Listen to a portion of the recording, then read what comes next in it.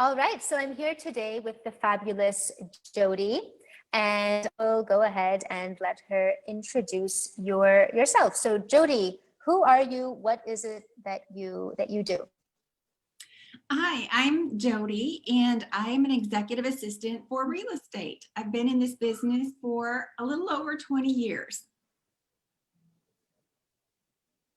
Okay, and so just before we found each other, how did you actually find me, and where were you, before you started the program? Well, I had recently turned 50 years old, and I had hit the wall. So I was feeling a little disheartened and discouraged, and I just needed some help to gracefully transition. All right. So tell me a bit more about, that turning 50. Was it the number 50? Because you have the camp of people who are going to say, well, come on, age is just a number. It doesn't matter. But then at the same time, they're like, well, life goes on and you get to where you get to, and like time sort of does matter, right? So what was it about turning 50 that made you start to rethink things? Well, it's interesting. I just want to say, all my life I had heard about people hitting a certain age. Some people say, oh, it's when I turned 30. Oh, it's when I turned 40. It had never happened to me. Or you might hear, somebody hit their midlife crisis. And I didn't know what that was. And I don't think that I was in a crisis, but I definitely feel like 50 was the big one for me. It was the defining moment. And it was, wow, it's time for me to gracefully transition out of where I've been and kind of gracefully transition into the new. And Dahlia, your writing, you are a phenomenal writer. And one morning when I was on one of the social media platforms, I began to read one of your articles, and it was quite lengthy, but from the first paragraph all the way through, I just really felt like you could relate with me. So much so is that after I was done, I forwarded it to my family members and I said, this lady is nailing it. She relates with me. And it made me realize I am not the only one going through this. Like, someone understands me, because I probably went through a period of time where I felt like, am I going crazy? Does nobody understand where I'm at? But your article just really, it resonated with me. And I couldn't wait to set up my first consult with you. And just out of curiosity, do you remember specifically what was it in the article that you went, oh my God, this is it? I don't know. All I know is that I had never read anything like it before. It grabbed me in the first paragraph. As I went through, I was really, truly astonished at how well we could relate. And I felt like, in a way, that that article was proof for me to my family and my friends. Look, I'm not going crazy. There is other people out there who, are kind of where I am, and truly needing to transition and level up. So it might not necessarily be an age thing for other people. For me, it was an age thing. And I felt like I'd hit the wall and I needed to turn the corner and I needed to level up. Something had to change. So when I found you, you've definitely helped me do that. So it's kind of like you were on a train or climbing that ladder and just going with the flow. And then as time went by, you got to the point where you went, okay, where am I exactly? Is this where I be? Who am I becoming? What am I doing with my life, right? And then is that where people were saying, okay, Jodi, but you have a good job.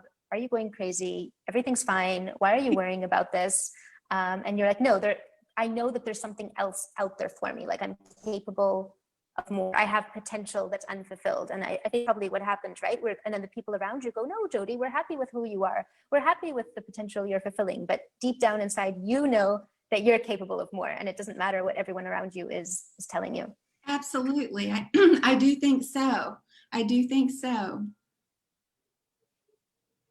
Okay, so was there anything else, like, obviously you read this article, you went, okay, someone gets me, you signed up for the career roadmap session, and then you went, okay, I need to get with this process.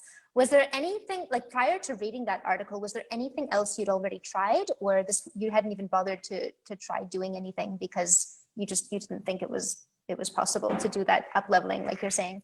You know, I had tried, and I had attended several networking events, and I had tried career coaching and made, you know, little advancements, but I wasn't anywhere where I knew that I needed to be. I was still left with not being, what's the word I'm looking for? The glass half full. Now I feel like I'm overflowing with opportunities, and just feel really good about where I'm at.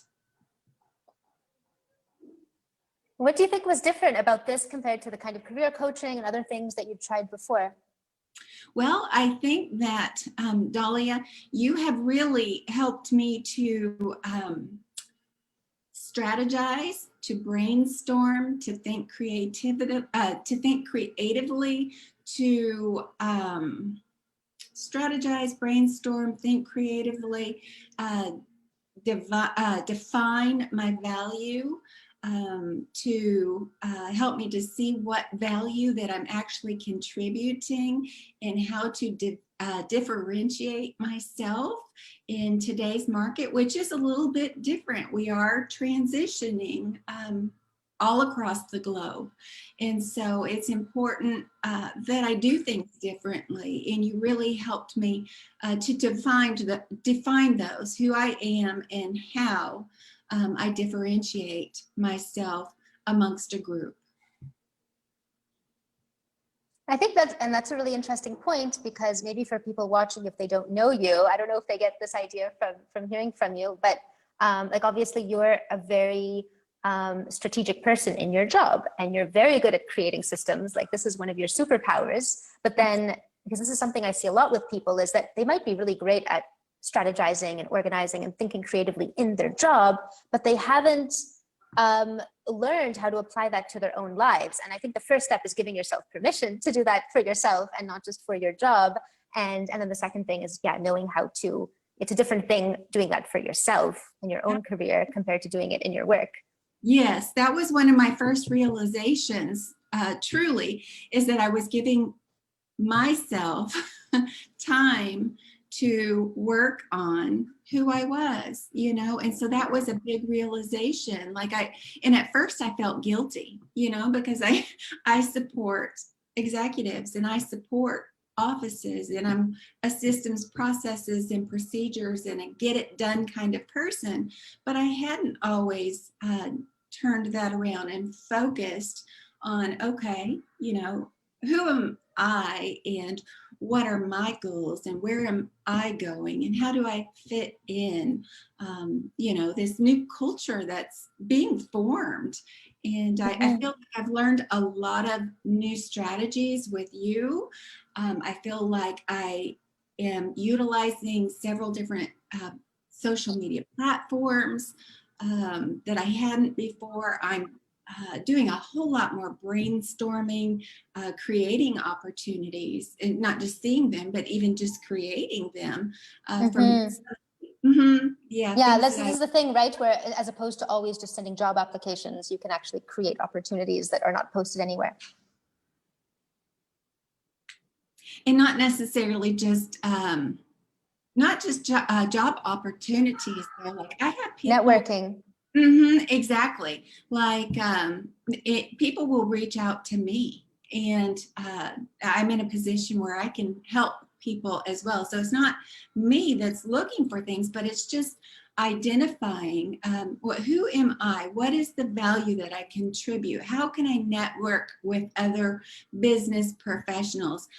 You know, I was utilizing the social media platforms. I was out there, but I would say that I was just kind of hanging out. I was just sitting out there and not utilizing them to their fullest extent.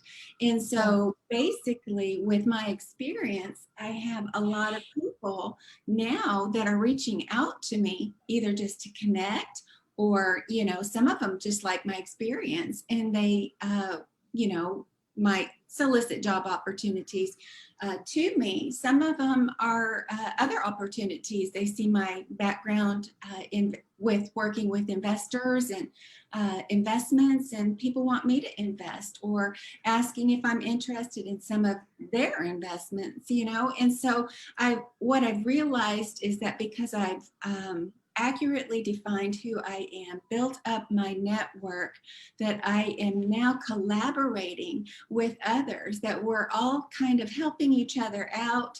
It's all very relational, you know, and there's, yeah, I like it. There's not, it doesn't seem like there's, to me, I can go back where it seems like businesses were all about, you know, it's kind of, well, competitive, and is still competitive.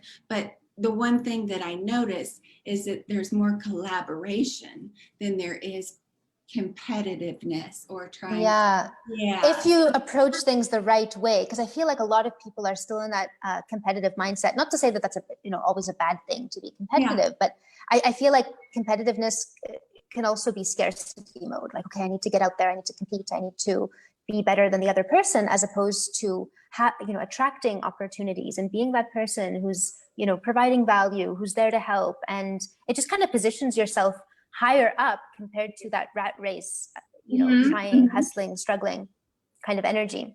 Yes, I agree. And it's kind of related with, and another point you brought up, which was really interesting, was the guilt factor, because I think that that is such a big thing, especially with kind of the new market that's emerging, that people feel like, I think a lot of people, especially, I hate saying older people, like what is old, right? It's kind of relative, but especially people who are, let's say, you know, late 40s and up, are starting to feel like, I've heard a lot of people telling me that they're starting to feel left out and like kind of left on the sidelines. And it's just so important to know that it doesn't need to be like that. Like you're saying, you know, you have all this experience. This should be, you shouldn't be someone saying, well, I'm kind of past my prime. I mean, this is your prime, as long as along with that experience, you also have the reputation and the branding, and you have the energy. Because I think where people get past their prime is they lose the energy and they get bored and they feel like, why am I still doing this, right? And they're just going through the motions. And that's when you become past your prime.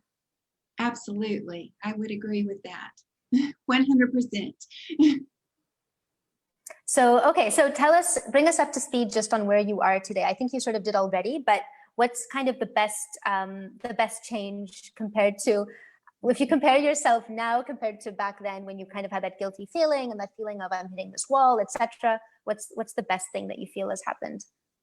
Well, I think that I feel like I'm on top of my game again. And so a lot of that has to do with the resources that I feel that I've learned from you. And so just basically, and I think I touched base on that previously, was just being able to plan, set goals, brainstorm, strategize, connecting with other people, collaborating with others. We're working to contribute value, to the world, so there was a lot that I needed to learn. There's a reason why I hit the wall, and there are new things that are taking place. And I feel like I've discovered that next step. So to me, I'm fully functioning. I've regained my energy, my hope, my momentum. I'm just excited. I'm very excited about where I'm at now. I'm excited for you. No, Jodi, this is great. And I think it's really interesting what you said about hitting the wall, and there's a reason why you're hitting the wall. And I think this comes back to what you were saying in the beginning, where so many people, they see other people hitting the wall and they go, well, that's normal. That's work. That's life, right? You'll be retired in 10, 15 years. Like, just sit tight and do your thing. And like you say, there's, if you're getting stuck, if you're hitting the wall, there is a reason for it. There's a way to get unstuck. And because it's become so ingrained in society that feeling that way is normal, everyone will tell you that that's a normal feeling.